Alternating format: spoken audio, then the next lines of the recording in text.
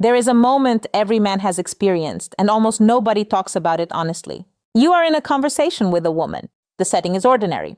Nothing dramatic is happening. And yet something in the air shifts. She looks at you in a way that feels like more than just looking. There is a charge in the silence between your words. And you feel it. You feel something real and alive in that moment. And then comes the part that most men get completely wrong. You hesitate. Because you know somewhere in the back of your mind that the next thing you say matters more than almost anything else in that moment. One wrong word and the door quietly closes. One right word and something opens up between you that pulls her closer than you expected. And here's what I want you to understand before we go any further. Most men in that moment reach for the obvious things. A compliment, a joke, something impressive, something that signals value or confidence or charm, and it lands flat. Not because you are not those things, but because none of those moves touch what is actually going on inside her. The truth is that most men fundamentally misunderstand what creates real connection with a woman.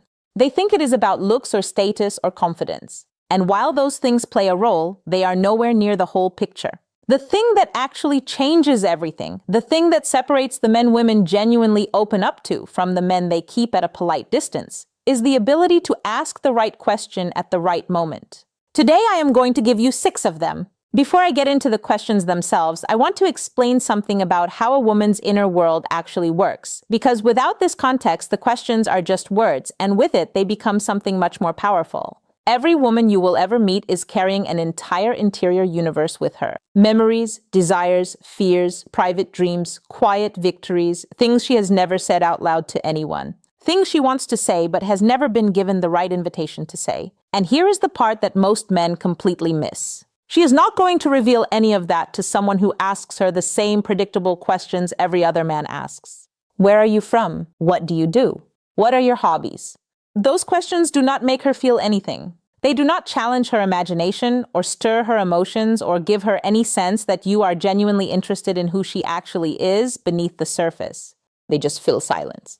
And a woman does not want a man who fills silence. She wants a man who creates connection inside of it. What the right questions do is something genuinely different. They open a door into a part of herself that does not get invited out very often. They give her permission to step into her own depth. And when that happens, when a woman moves from polite surface answers into genuine emotional expression, something shifts in how she experiences the conversation and the man she is having it with. She begins associating you with that feeling of being truly seen. And once a woman makes that association, she keeps thinking about you even when you are not there. Not because you performed something clever, but because you made her feel genuinely alive in a way that most conversations simply do not. These 6 questions are designed to do exactly that. Each one reaches a different part of her psychology. Her imagination, her values, her sense of identity, her private strength, her inner peace, her forward-facing hopes. Ask them with calm presence without rushing toward an outcome and watch what happens.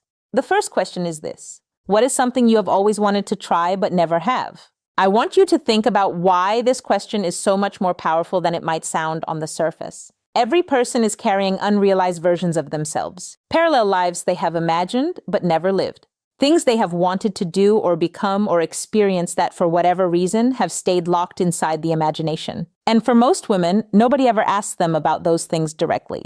Nobody gives them permission to step into that space and speak from it honestly. When you ask this question, you are doing something rare. You are opening a door into her unrealized potential and inviting her to walk through it. Some women will keep it relatively light. They will talk about wanting to travel somewhere they have never been or try a new skill or change careers. And that is perfectly good, because even those answers tell you something real about who she is and what she longs for.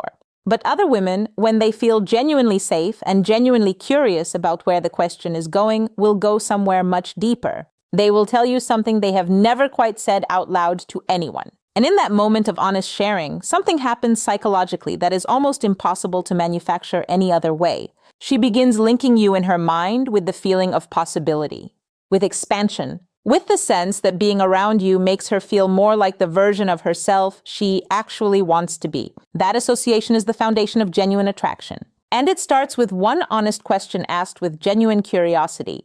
The second question is, what is the most meaningful part of your day? Not how was your day?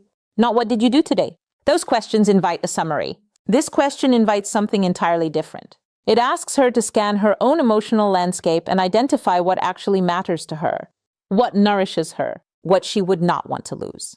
And very few people, man or woman, get asked that question with any real sincerity. When she answers it, she is not giving you her schedule. She is giving you a window directly into her values and her inner life. Maybe it is a quiet ritual she protects fiercely. Maybe it is a relationship that grounds her. Maybe it is a creative practice that is completely private and deeply personal. Whatever it is, it matters to her in a way that goes below the surface. And as she talks about it, something happens to her emotionally. Her tone softens. Her eyes relax. She moves out of the social performance mode that most people operate in most of the time and into something more genuine. And in that shift, she starts associating you with emotional safety, with the feeling of being understood without having to explain yourself. And emotional safety in a man is not just attractive to women. For most women, it is genuinely rare. It is something they have wanted and not found in most of the men they have encountered. When you create it through something as simple as one sincere question, you stand out in a way that is very difficult to forget. The third question is, what kind of people do you feel most comfortable around? This one is a masterpiece in disguise, and I want you to understand exactly why. On the surface, it looks like a simple question about social preferences. But what it actually does is invite her to describe her ideal emotional environment, the qualities she needs to feel free, relaxed, genuinely herself. And here is the psychological truth underneath that. When people describe the kinds of people they feel most comfortable with, they are almost always describing what they actually need in a partner. If she says she is most comfortable around people who are calm, she is telling you she is tired of chaos and drama. If she says she loves people who are funny and light, she is telling you she wants to feel joy, not pressure. If she says she gravitates toward deep thinkers, she is telling you she feels unseen by men who stay at the surface. Every answer is a roadmap. But here is the deeper layer that makes this question genuinely powerful. As she describes those people, she is simultaneously and often unconsciously checking whether you match what she is describing. She is holding her internal preference list up against the energy you are projecting. And if you match even part of it, which a man who is calm, present, and genuinely curious almost always will, she begins to feel something settle inside her. She begins to feel like you might be someone she can actually be herself with. And that feeling, the feeling of being able to be yourself with someone without editing or performance or guard, is one of the most magnetic things a human being can offer another human being. The fourth question is, what is something about yourself that you are proud of but rarely talk about? This one changes everything. And I want you to understand why it hits as hard as it does. Women are taught from a very early age to be modest, to minimize their achievements, to stay humble and small and non-threatening. And so most women are carrying private victories that they almost never share. Quiet moments of courage or resilience or personal growth that they consider deeply meaningful, but have never felt safe enough or invited enough to talk about openly. When you ask this question, you are giving her something she almost never receives. Permission to be proud out loud. Permission to take up space with something real about herself without worrying about being judged for it. And what she shares with you in response to this question is not surface level. It is character. It is the part of herself she has worked hardest to become and is most privately proud of. Maybe she overcame something difficult that shaped who she is. Maybe she built something from nothing. Maybe she developed a strength that nobody in her daily life sees or acknowledges. Whatever it is, the moment she shares it with you, the emotional walls come down in a way that is genuinely hard to replicate through any other kind of conversation. She begins trusting you. Not because you did something impressive, but because you made space for her to be impressive. And women do not fall for men who impress them.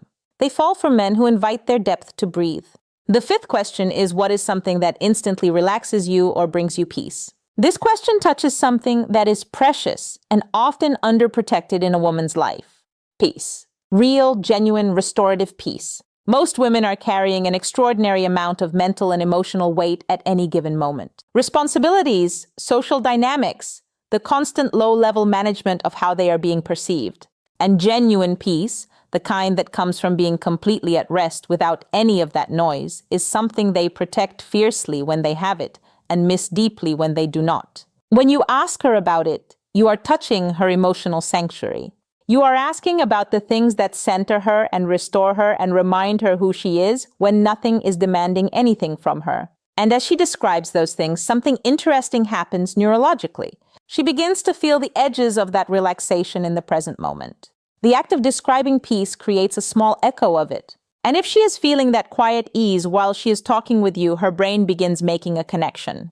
This man is a source of calm, not tension, not pressure, not performance anxiety. Calm. And in a world where most men inadvertently create stress in women by trying too hard or moving too fast or needing too much, a man who creates calm is genuinely magnetic. Peace is more attractive than pressure. Presence is more powerful than performance. This question, asked quietly and sincerely, creates both.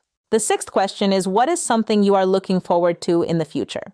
And I want to save this one for last because it is in many ways the most powerful of all. When you ask a woman about her future, you are inviting her into her own forward-moving story. You are giving her space to talk about who she is becoming, what she is building, what she hopes for, what she is quietly working toward. And women love answering this question because it gives them agency, it gives them vision, it lets them be the author of their own life out loud, rather than just a character in someone else's story. But here is where the real psychological power of this question lives. When a woman is describing her future, she is subconsciously scanning her present for who might fit into it. She is looking around at the people in her life and asking quietly and often without realizing it, who understands where I'm going? Who respects my direction? Who sees me as someone with a real future rather than just a present moment to be enjoyed? And if you are the man who is sitting with her calmly, listening with genuine attention, responding with real curiosity about what she is building, something shifts in how she sees you. You stop being just another man she is talking to. You become the man who gets it. The man who sees her not just as she is, but as she is becoming. And that is an extraordinarily rare and powerful thing to be in someone's life. Here is what I want you to take away from all of this. A high-value man does not try to impress a woman into connection. He invites her to express herself and then genuinely listens to what she says. He builds emotional bridges through curiosity rather than performance. He creates depth through presence rather than cleverness. The man who knows what to ask becomes the man she keeps thinking about. Not because he did something flashy or impressive, but because he made her feel genuinely seen in a way that most conversations never do. Questions are not just words. They are invitations. They are the difference between a conversation that fills time and a conversation that creates something real. Use these 6 with patience, with calm, with genuine interest in her answers, and watch how completely the dynamic changes.